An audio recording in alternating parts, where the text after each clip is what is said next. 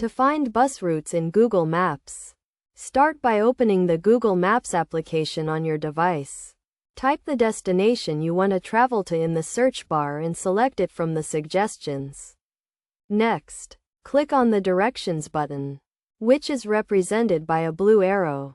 Select the Transit option, which is indicated by a bus icon, and Google Maps will provide you with a list of available bus routes. You can filter the results by departure time or arrival time to find the most suitable option for your journey. Choose a route from the list and Google Maps will display the bus stops, the estimated travel time, and the fare. You can also view the route on the map to get a better understanding of the journey. To get more detailed information about a specific bus route, click on the route and then select the Route Details option.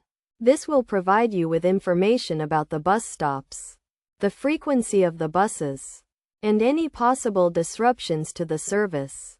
It is also a good idea to check for updates before you start your journey, as bus routes and schedules can change.